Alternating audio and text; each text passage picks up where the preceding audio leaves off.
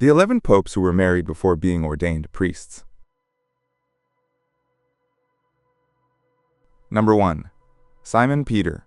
Simon Peter, known as the first of the apostles and considered the first pope of the Catholic Church, was a married man before becoming a follower of Jesus Christ.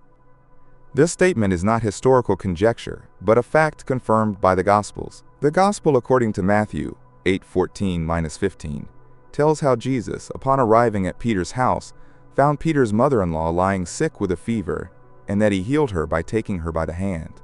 This passage not only confirms that Peter had a wife, but also that his family life was an active part of his daily life when he was called by Jesus. At a time when marriage was a natural part of Jewish religious life, Peter represents the transition between the priestly model of the Old Testament and the nascent spiritual leadership of Christianity. After receiving Jesus' call to leave his nets and follow him, Peter abandoned his life as a fisherman in Capernaum to become one of the pillars of the nascent church. His story is profoundly human, an impulsive, courageous man, capable of professing an unwavering faith and, at the same time, of falling into denial out of fear. Over the years, he became a spokesperson for the apostolic group, a witness to miracles, the leader of the first Christian community in Jerusalem, and a martyr in Rome. However, his status as a husband prior to his apostolate highlights a little discussed truth. Mandatory celibacy was not a practice required from the origins of Christianity. Peter, the man to whom Jesus said, "You are Peter, and upon this rock I will build my church," Matthew chapter 16, verse 18, was a husband, probably a father, yet considered worthy of leading the people of God. His life confirms that holiness is not at odds with the marital experience, and that spiritual leadership can emerge even from humble homes, marked by work, family, and faith. Number 2. Cirkus. Pope Cirkus, who occupied the throne of St. Peter from 384 to 399, is remembered not only for his firm rule and his role in strengthening papal authority, but also for being one of the first popes of the post-apostolic era to have been married before receiving priestly orders. Born in Rome, the son of a man named Tiberius, Cirkus grew up in an aristocratic Christian environment and, according to ancient sources, had a wife and most likely children before embracing the clerical life. This marital period, which took place before entering ecclesiastical service, did not prevent him from rising in the hierarchy, demonstrating that in the 4th century, prior marriage was not a canonical impediment to the priesthood or the episcopate. Moreover, his biography reflects that the transition from the lay to the priestly state often included periods of family life that were then consecrated to celibacy later, but not retroactively. During his pontificate, Sylvarius stood out as one of the first popes to exercise doctrinal authority that extended beyond Rome, responding to theological and disciplinary inquiries from other dioceses, especially those in Hispania and Gaul. He was a pioneer in issuing decrees known as papal decretals, which consolidated the position of the Pope as supreme arbiter in doctrinal matters. Curiously, and in an apparent paradox given his past, Cirkus was also one of the first pontiffs to advocate mandatory clerical celibacy, encouraging priests and deacons to abstain from marital relations, even if they were legitimately married before their ordination. This position, however, did not negate his own previous marital history, which underscores the difference between the proposed ideal and the personal reality experienced by many priests in those centuries. Cirkus's case reflects a church in transition, where the balance between apostolic tradition, emerging discipline, and personal life was managed with a flexibility that would later harden over time. Number 3. Anastasius I. Anastasius I was elected pope in 399, succeeding Cirkus, and led the church until his death in 401. Although his pontificate was relatively brief, it took place in a context of great doctrinal tensions, especially in the face of the rise of movements considered heretical, such as Origenism. What is striking about his biography is that, before entering the clerical state, Anastasius had been a married man and the father of at least one son, who would also follow the ecclesiastical path and eventually become pope, Innocent I. This particularity makes Anastasius I an exceptional case in the history of the Church, a pontiff who, in addition to having raised a family, bequeathed the succession to the apostolic see to his own son. This speaks to a period of transition in clerical discipline, in which marriage before ordination was no obstacle to a priestly vocation or to promotion to the highest offices within Christianity. During his pontificate, Anastasius I demonstrated remarkable doctrinal firmness. He was a tenacious critic of the theologian Origen of Alexandria, whose ideas on the pre-existence of souls, universal salvation, and the allegorical interpretation of Scripture were beginning to generate controversy among Western bishops. In a letter to the bishops of Africa, Anastasius officially condemned Origen's doctrine, thus setting an important precedent in the fight against heterodoxies and consolidating the role of the Pope as guardian of the faith. Although his reign was short, his influence was significant, both for his theological determination and his human example. His family history, far from being an anomaly, reflects the deep roots of a Christianity still anchored in everyday reality, where the vocation to the priesthood could flourish in men who had already lived as husbands and fathers, and who put that experience at the service of the nascent church. Number 4. Felix III. Felix III, elected Pope in 483 and died in 492, was a pontiff with a firm personality and unwavering convictions, who led the Church during a complex period marked by doctrinal tensions with the East and the recent fall of the Western Roman Empire. What makes him stand out on this list is that, before entering ecclesiastical life, he was a married man and the father of at least 2 children. Unlike many other cases in which the conjugal life of popes simply predated their priestly vocation, Felix III's lineage transcended generations. One of his direct descendants was none other than Gregory I, known as Gregory the Great, one of the greatest popes in history. This connection between blood and spiritual succession marks a time when the papacy was still deeply intertwined with the familial and civil fabric of Rome, and when the ideal of celibacy had not yet been institutionalized with the rigidity it would have centuries later. As pontiff, Felix III faced one of the deepest divisions of his time, the Acacian Schism, a theological and political conflict between Rome and Constantinople, sparked by Patriarch Acacius's attempt to conciliate the Monophysites through the Henoticon, an imperial edict that sought unity but evaded key dogmatic assertions. Felix firmly opposed this doctrinal ambiguity, excommunicated Acacius, and marked the beginning of a schism that would last more than 3 decades. His defense of Catholic orthodoxy consolidated the role of the Pope as guardian of the faith against imperial interference, establishing precedents that would be fundamental to the doctrinal autonomy of the Roman Church. His life shows how fatherhood and the exercise of spiritual leadership were not mutually exclusive in the early Church, and how blood ties did not preclude an authentic vocation to the service of the gospel. Number 5. Hormesis. Hormesis, elected Pope in 514, is a key figure in the history of Christianity for his role in the reconciliation of the Eastern and Western churches after decades of schism. Born into a well-to-do Roman family, he lived a married life before entering the clergy and fathered at least 1 son, Sylvarius, who would also ascend to the papal throne years later.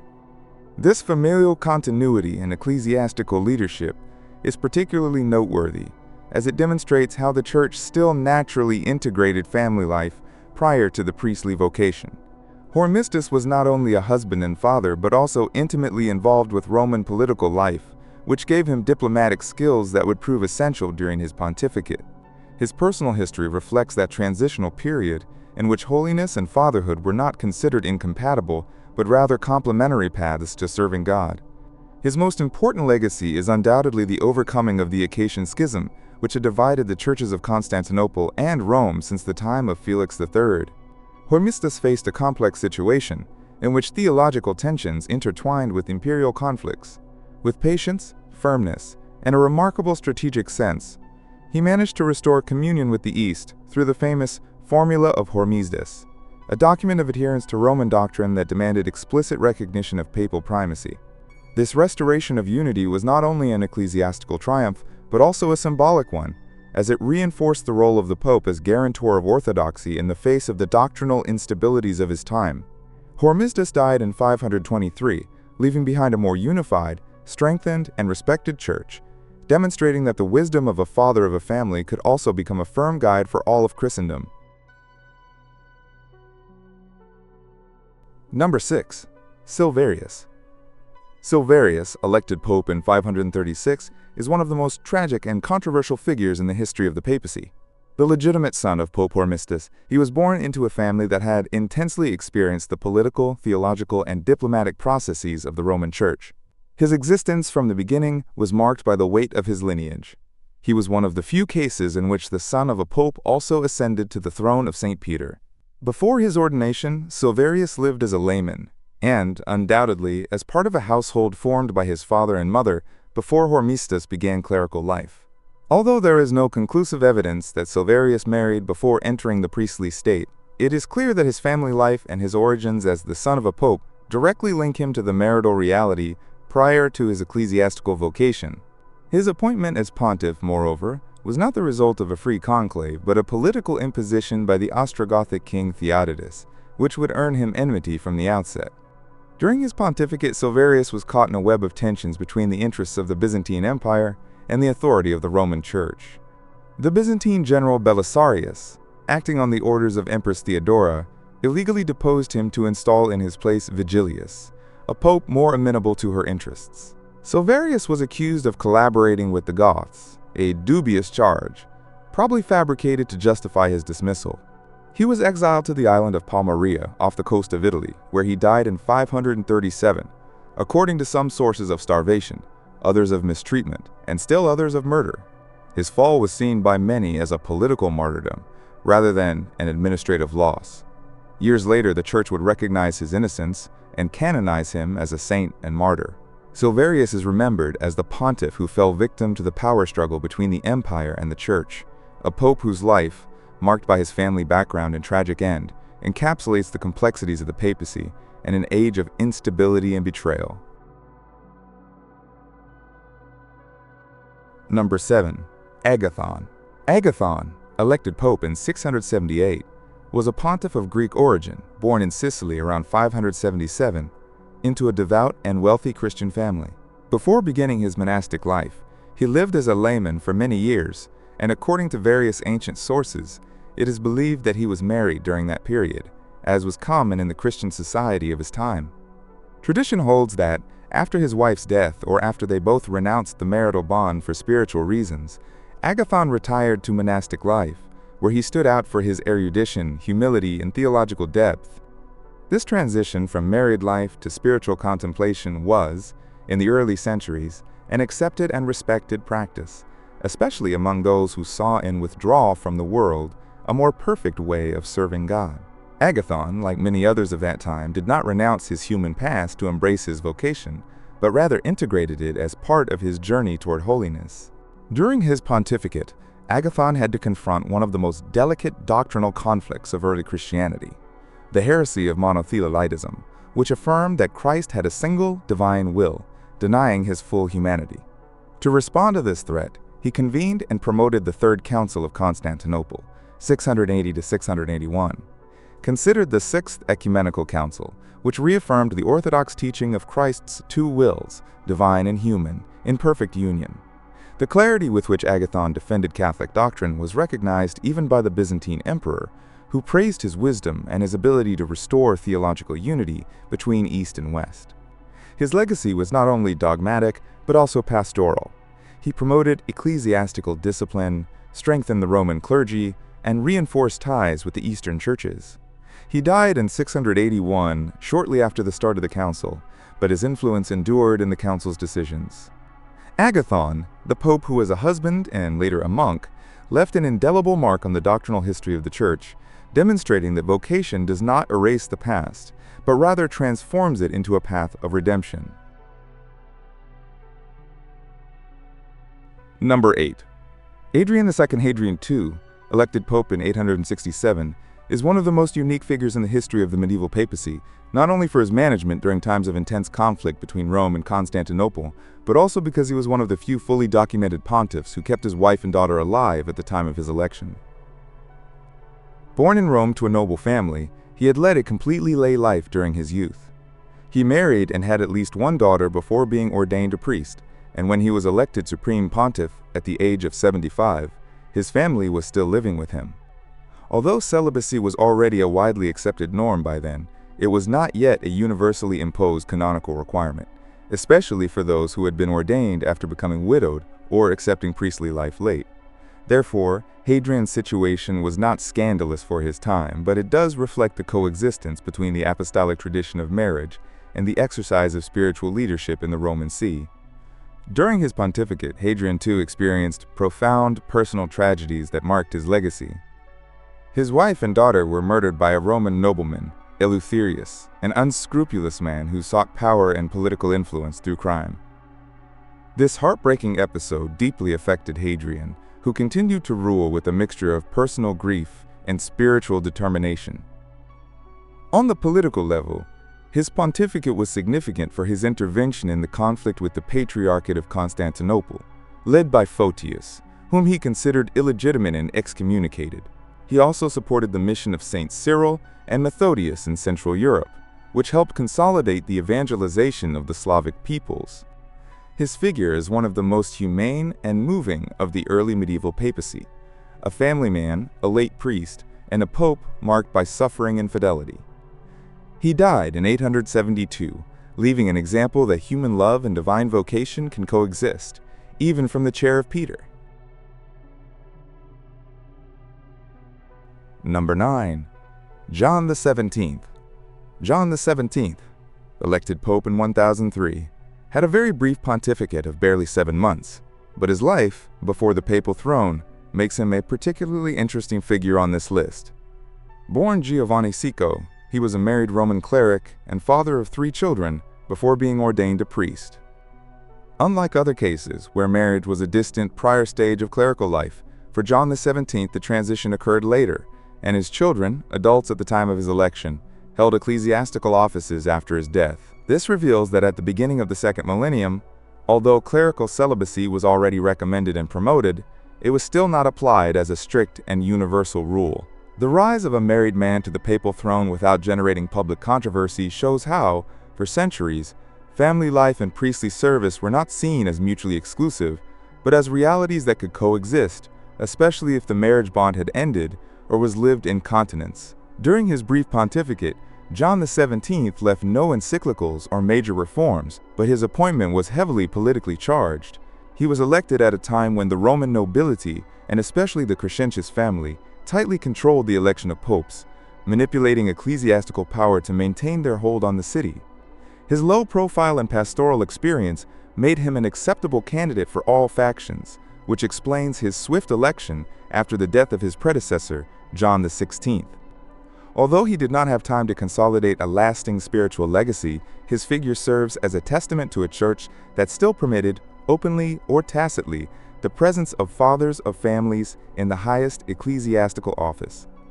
He died at the end of the same year, 1003, and his memory has been relegated to many chronicles, but his case is valuable as a historical example of a broader vision of the priestly vocation, when family experience was seen as part of life's journey towards service to God. Number 10. Clement IV, born Guy Fouquois in Saint-Gilles, France in 1195, was a prominent jurist, diplomat, and public servant before being ordained a priest. The most notable aspect of his biography is that he led a full married and family life for many years before entering the clergy. He married, had 2 daughters, and was widowed after a long lay life dedicated to law and service to the state. He was a lawyer, notary, and later a judge, holding civil offices with great prestige in the court of King Louis IX of France. It was only after the death of his wife that Guy decided to dedicate his life entirely to the service of the church, entering ecclesiastical life and rising rapidly thanks to his erudition, integrity, and political skills. His personal story powerfully illustrates how the call to the priesthood did not always come in youth, and how marriage was not an impediment, but sometimes a preliminary stage to the exercise of the pastoral vocation. He was named cardinal by Urban IV, and in 1265 he was elected pope in a turbulent political context, in which the papacy sought to consolidate its power against the empire. From the beginning, Clement IV demonstrated great political skill. One of the most significant events of his pontificate was his support for Charles of Anjou, brother of the King of France, in the conquest of the Kingdom of Sicily, which put an end to the Hohenstaufen dynasty, aligned with Germanic imperial interests. Clement IV supported this intervention with the aim of strengthening the papacy's independence from the Holy Roman Empire, although his decision brought with it new geopolitical tensions that would mark the history of southern Italy. He died in 1268, after a 3-year pontificate, and although he did not leave a profound theological mark, his profile is that of a man who knew how to combine the wisdom of his family and civic experience with the spiritual responsibility of guiding the Church. His life demonstrates that in the history of the papacy, there was room for those who, having loved and raised a family, later responded to God's call with all the strength of maturity. Number 11. Honorius IV. Honorius IV, born Giacomo Savelli in Rome in 1210, was the last known pope to have been married before being ordained a priest. Coming from one of Rome's most influential aristocratic families, he had a privileged education in law and theology and married young, following the social and familial norms of his environment. It is known that he was widowed early and, from then on, directed his life toward religious service. He entered the clergy in later life, when his family ties had already dissolved, and his experience as a husband and possibly as a father accompanied him as part of a life marked by the transition between the worldly and the spiritual. This personal story, far from being an exception, reflects a time when a previous marriage did not impede priestly life, and even enriched it with a deeper human understanding of suffering, responsibility, and love. He was created cardinal by Urban IV in 1261, and after a long career as a diplomat and ecclesiastical administrator, he was elected pope in 1285, at the age of 75, succeeding Martin IV. His pontificate, though brief, 1285 to 1287, was focused on stabilizing the Christian kingdoms after the upheaval caused by the so-called Sicilian Eve, the revolt that expelled the Angevins from the Kingdom of Sicily. Honorius IV sought to maintain peace between France and Aragon, while also attempting to strengthen papal authority in the Italian territories. He was also a strong promoter of religious orders, particularly the Dominicans and Franciscans, whose missions continued to expand in Asia. Although his health deteriorated rapidly, and his legacy does not include profound doctrinal reforms, he is remembered for having combined political wisdom, ecclesiastical firmness, and a serenity forged by a life lived intensely before the altar. Honorius IV closes this list as a symbol of an era that saw marriage not as an obstacle, but as a stepping stone to the highest spiritual service. Thank you for watching our video. Subscribe to our channel for more videos like this. Give it a like, comment your thoughts, and share this video with your friends and family.